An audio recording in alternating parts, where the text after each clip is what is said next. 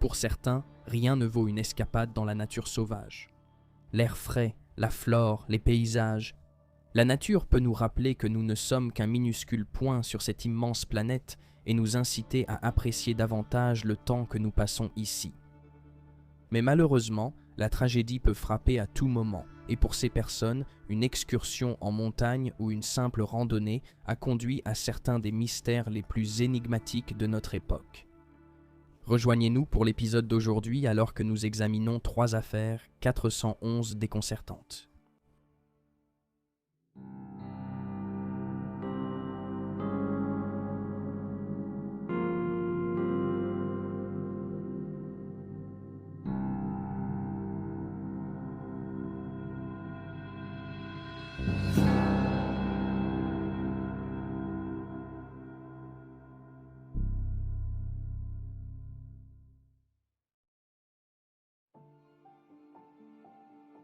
Samuel Bulke.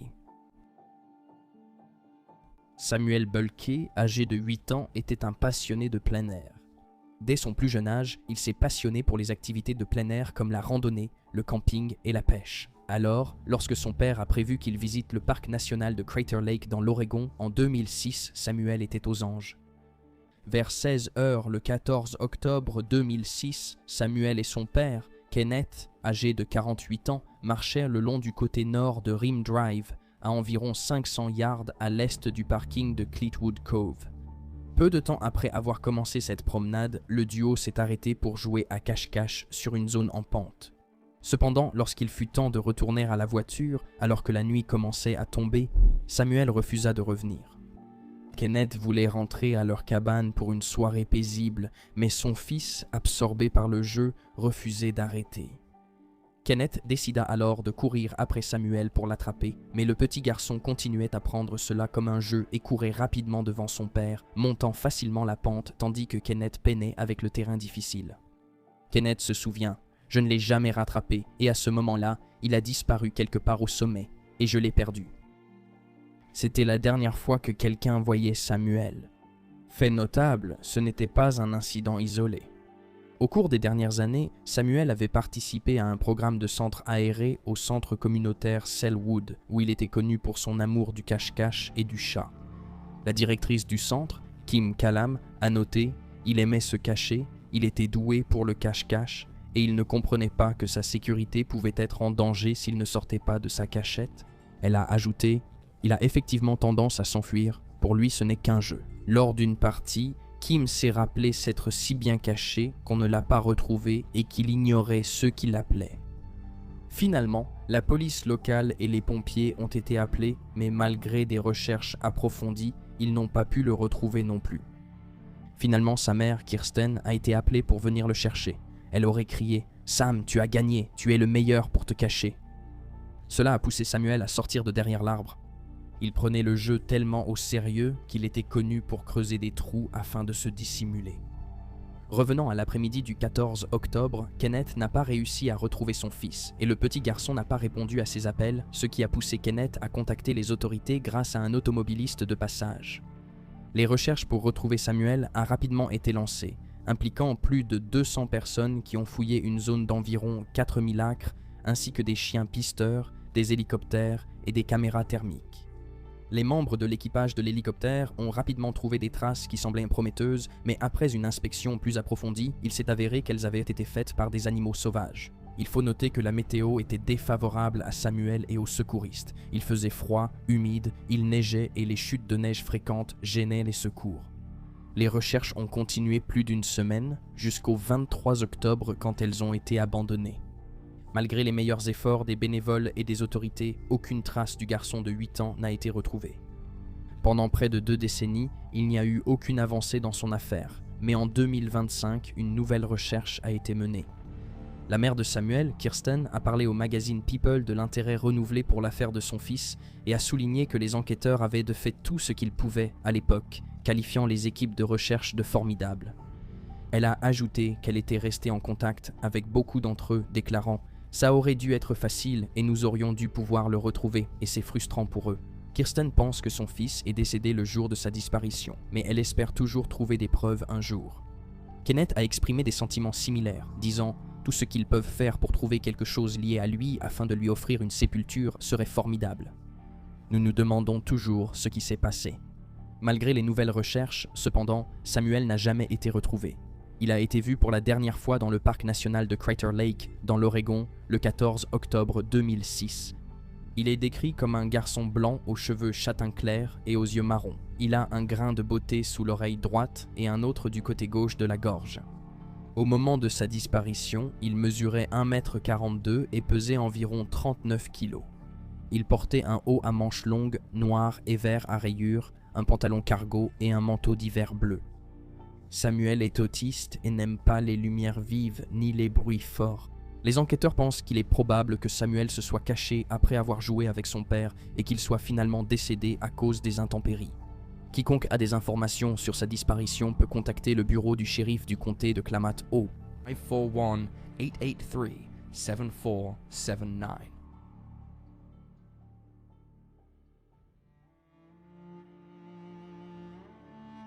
Melvin Nadel. Melvin Nadel, âgé de 61 ans, a été vu pour la dernière fois le 6 septembre 2009 dans la région d'Elk Mountain de la forêt nationale de Santa Fe, près de Pecos, au Nouveau-Mexique. Ce jour-là, Melvin était venu dans la région dans le cadre d'un voyage de chasse avec 2 de ses amis, et il était armé d'un revolver de calibre 44 spécial et d'un arc Prince Martin camouflé avec des flèches rayées noir et blanc comme un zèbre. Ses amis ont déclaré que Melvin préférait rester près du camp de base lors de ses excursions. Bien qu'il les appréciait, il s'était déjà perdu dans les montagnes du Yémen lors d'une excursion, ce qui l'avait poussé à courir dans la forêt en tirant jusqu'à ce que ses compagnons le retrouvent. Depuis lors, Melvin avait cessé de s'aventurer trop loin tout seul. Il ne s'éloignait jamais à plus de 50 mètres du camp et préférait s'asseoir dans une cache pour attendre que les animaux locaux de la forêt croisent sa route. Ainsi, il pouvait les tuer, plutôt que de partir en randonnée et de poursuivre les animaux locaux pour les abattre. Il préférait aussi rester à portée de vue du campement. Cela rendait sa disparition soudaine d'autant plus étrange. Dans l'après-midi du 6 septembre, Melvin a été vu pour la dernière fois au camp de base pendant que ses amis étaient repartis chasser des animaux locaux, mais lorsqu'ils sont revenus au camp le soir, il était introuvable. Ils ont découvert que sa Jeep était verrouillée, avec son sac à dos et son GPS à l'intérieur. Plus étrange encore, son arme, son arc et ses flèches avaient tous disparu. Les amis de Melvin l'ont cherché toute la nuit, tirant des coups de feu en l'air, utilisant les klaxons de leur véhicule et même un avertisseur sonore, mais ils n'ont jamais eu de réponse. Le lendemain matin, ils ont contacté les autorités. Une vaste opération de recherche a été lancée peu après, la police de l'État et les équipes de recherche et de sauvetage fouillant la zone boisée pour trouver le moindre indice du disparu de 61 ans. Bien que des chiens pisteurs aient été amenés, ils n'ont pas pu suivre sa trace au-delà de environ 137 mètres, ce que ses amis ont interprété comme le signe qu'il était revenu au camp. Des agents à cheval et en quad ont également été mobilisés pour la recherche.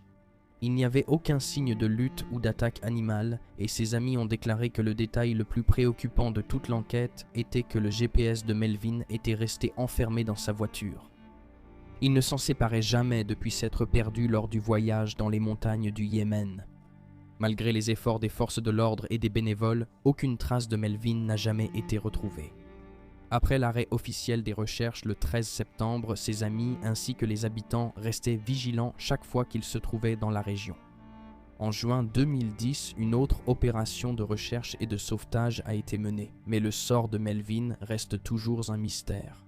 Melvin Nadel reste introuvable. Il a été vu pour la dernière fois dans la région d'Elk Mountain, dans la forêt nationale de Santa Fe près de Pecos, au Nouveau-Mexique, le 6 septembre 2009. Il est décrit comme un homme blanc aux cheveux noirs et aux yeux marrons, mesurant 1,57 m et pesant environ 61 kg au moment de sa disparition. Il a de nombreux tatouages sur les bras, notamment un dragon, un pentagramme, un motif de baphomet et une guitare. Au moment de sa disparition, il portait une veste, un haut et un pantalon à motif camouflage, ainsi que des sous-vêtements en polypropylène, des chaussettes thermiques, des chaussures de randonnée, un pendentif Lucky 13 et une montre noire de la marque Psycho. Ses armes, dont un revolver 44 spécial et un arc Martin à motif camouflage avec des flèches rayées noir et blanc façon zèbre, n'ont jamais été retrouvées. Sandra Hughes. Sandra Sandy Hughes, âgée de 54 ans, avait récemment déménagé d'Hawaï en Californie au moment de sa mystérieuse disparition en 2020. 2 fois divorcée et sans enfant, elle était libre de voyager et de façonner sa vie comme elle l'entendait, et elle faisait ces 2 choses sans hésitation. Passionnée de plein air et garde forestière de formation, Sandy était impatiente de découvrir ce que la nature sauvage de la Californie avait à offrir, et le 26 juin 2020, elle a dit à sa famille qu'elle prévoyait de partir seule en camping. C'était en pleine pandémie de Covid-19, il n'y avait pas grand-chose d'autre à faire que de partir en excursion en plein air. Un peu plus d'1 semaine plus tard, la situation est devenue inquiétante quand la nièce de Sandy a été contactée par le bureau du shérif du comté de Madera. Un officier a expliqué que le 2 juillet, un groupe de randonneurs était tombé sur le campement de sa tante près de la prairie de Johnson dans la forêt nationale de la Sierra. Il semblait abandonné et en désordre. Et des documents personnels appartenant à Sandy, y compris son acte de naissance et les informations liées à son numéro de sécurité sociale, ont été découverts parmi le désordre. C'est ainsi que les autorités ont découvert son identité et les coordonnées de sa famille. Ashi, la nièce de Sandy, a écrit dans une publication Facebook « Le campement trouvé dans la zone de Johnson Meadows avec ses affaires était assez en désordre. Les affaires étaient éparpillées, comme si sa voiture et ses effets avaient été vidés à la va-vite. » Elle a ajouté que l'état du campement était des plus inhabituels. Elle n'aurait jamais laissé son campement en bazar. Même un déchet par terre l'aurait dérangé. Les forces de l'ordre avaient décidé d'enquêter sur les lieux et, le 5 juillet, ils sont tombés sur la voiture de Sandy, décrite comme une Saab de couleur argentée, près du départ du sentier Chiquito Creek. Le véhicule était endommagé, les autorités supposant qu'il s'était écrasé contre un arbre avant de rouler dans un ravin. Mais ils ont ajouté qu'elle roulait à moins de 20 miles à l'heure au moment de l'accident, comme en témoignaient les dégâts. Un jour plus tôt, les enquêteurs avaient également découvert un sac de couchage hors du sentier qui correspondait à la description de celui que Sandy avait récemment acheté à environ 4 km de la voiture. À la suite de cet appel, des avis de recherche ont été distribués dans toute la région, avec la photo de Sandy et la mention qu'elle avait récemment teint ses cheveux naturellement foncés en bleu. Dans les semaines qui ont suivi sa disparition étrange et la découverte de son campement abandonné, il y a eu au moins 2 témoignages de personnes ayant vu la femme de 54 ans sans savoir qu'elle était portée disparue, du moins pas immédiatement. Dans un des cas, une femme que l'on pense être Sandy marchait pieds nus avec le visage couvert de bleu le 4 juillet. Dans un autre cas, elle a été vue appuyée contre un arbre près de Chiquito Creek au début du mois d'août. Selon les témoignages, on lui a proposé de l'aide, mais elle a refusé. Les personnes qui l'avaient vue en août ont également remarqué qu'elle semblait avoir perdu du poids par rapport aux photos d'elle avant sa disparition. La recherche de Sandy a impliqué les services du shérif, des équipes cynophiles, la California Highway Patrol et le bureau des services d'urgence du gouverneur. Mais malgré tous leurs efforts, qui comprenaient l'utilisation d'hélicoptères en plus de tout le reste, aucune trace d'elle n'a jamais été retrouvée. Sa famille se souvenait qu'elle avait prévu de se rendre au parc national de Yosemite à un moment donné pendant son voyage. Mais comme elle avait été vue marchant pieds nus et avait abandonné tout son matériel de camping, une telle randonnée aurait été difficile. 1 an après la disparition de Sandra, une jeune famille traversait les montagnes du comté de Madera en Californie lorsqu'ils se sont arrêtés pour déjeuner. Leur fils, Caden, âgé de 3 ans, a passé une partie du repas comme s'il cherchait quelqu'un, mais ses parents n'y ont pas prêté attention jusqu'au moment où, en remontant en voiture pour partir, Caden s'est mis à regarder fixement par la fenêtre. Lorsque sa mère lui a demandé ce qu'il faisait, il lui aurait répondu « Il y a une dame là-bas dans la prairie, avec un chemisier noir. Elle a besoin de nous, mais elle est morte, allongée face contre terre, jambes relevées, incapable de me parler, mais elle est là-bas. Nous devons aller l'aider. » Ses parents sont alors sortis de la voiture, alarmés par ce que leur fils disait. Ils ont fouillé Johnson's Meadow, surtout là où Sandy avait d'abord campé, cherchant des indices montrant que quelque chose n'allait pas. Mais ils n'ont rien trouvé et sont retournés à la voiture.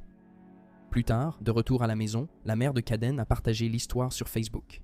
Et seulement quelques jours plus tard, elle a été surprise de recevoir un appel d'un adjoint du bureau du shérif du comté de Madera qui a reconnu la description qu'elle avait donnée de la femme que son fils avait vue ou à qui il avait parlé. La description correspondait à Sandy, Bien qu'une autre recherche ait été effectuée le lendemain, cette fois avec Kayden et son père présents, il n'y avait toujours aucun signe de Sandy et on ne sait pas comment Kayden a appris l'existence de la femme disparue. Sandy Hughes, âgée de 54 ans, est toujours portée disparue aujourd'hui.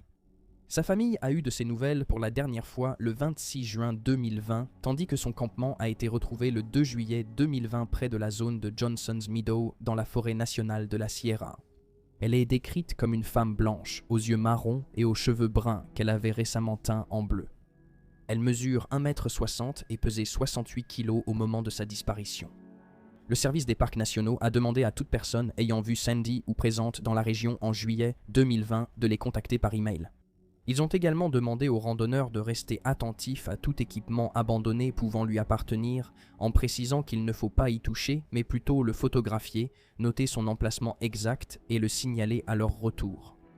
Alternatively, zero. Et voilà les faits. N'hésitez pas à laisser un commentaire ci-dessous avec vos propres théories et spéculations, et n'oubliez pas d'aimer cette vidéo et de vous abonner pour soutenir la chaîne. Merci d'avoir regardé. Restez vigilants. Restez prudents et on se retrouve la prochaine fois.